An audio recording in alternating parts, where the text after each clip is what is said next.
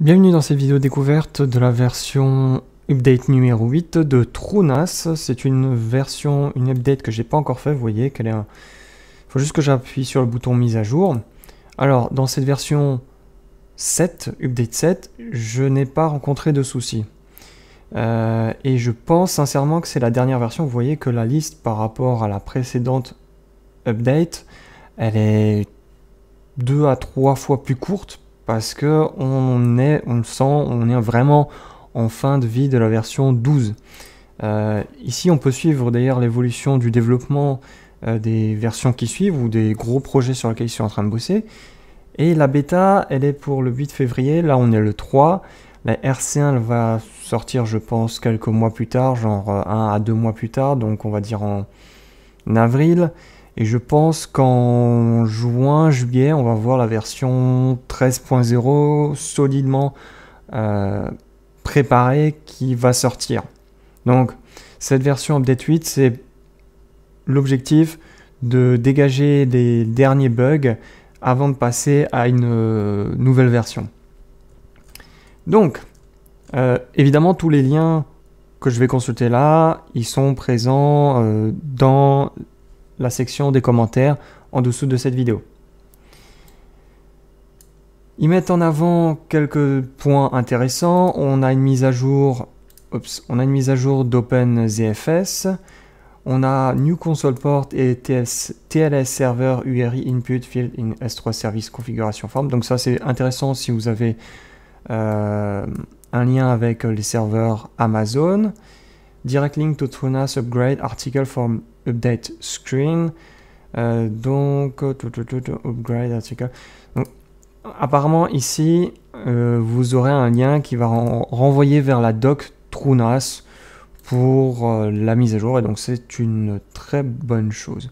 Après on a le blabla habituel sur comment mettre à jour et qu'on peut demander une aide professionnelle. Il y a apparemment un souci avec Samba, une vulnérabilité qui est présente, mais qu'ils expliquent un peu en détail qu'elle est assez complexe à mettre en place et qu'il faut avoir des conditions assez précises pour pouvoir accéder aux ressources de votre NAS. Déjà, il y a un truc, pour ma part, qui fera que c'est pas possible. Je l'ai vu ici. Ça impacte les personnes qui ont des configurations qui ont AFP et SMB qui redirigent vers le même répertoire de fichiers de dossiers. AFP, il me semble que c'est un protocole pour les Mac. Quoi qu'il arrive, je ne l'ai pas d'activer ce truc. Moi, j'ai juste SMB qui est actif. Donc, SMB et SSH. Ensuite, il y a des mises à jour pour FreeBSD. Les points importants, on l'a dit. Déjà, OpenZFS qui a été mis à jour. Des éléments pour ceux qui aiment bien passer par la ligne de commande. Et un lien vers la documentation depuis la page des mises à jour. Donc là, c'est pas présent parce que j'ai pas encore la version 12.8. Nouvelle nouveauté, on a des drivers pour une carte Intel. Après, je vous invite à regarder point par point parce que là, c'est la dernière mise à jour. Donc, qui dit dernière mise à jour, c'est vraiment le détail sur la couche de détail sur la couche de détail. Ça va concerner vraiment une très petite minorité de personnes. J'avais vu néanmoins certains trucs qui étaient intéressants.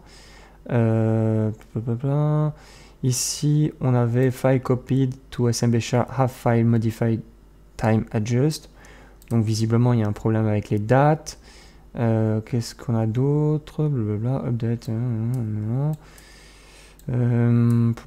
Nextcloud leads to PHP.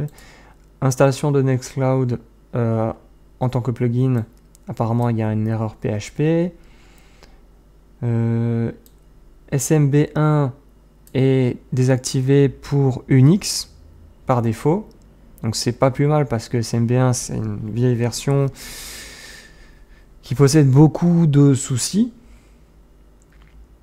Et NetSamba a été mis à jour vers la version 4.13.16. Et on a les mêmes problèmes habituels, mais qui n'en sont pas vraiment. Donc ces deux liens seront en top commentaire, vous pouvez les consulter dès maintenant, les lire à tête reposée, au calme, et je vous retrouve pour les prochaines mises à jour. A plus!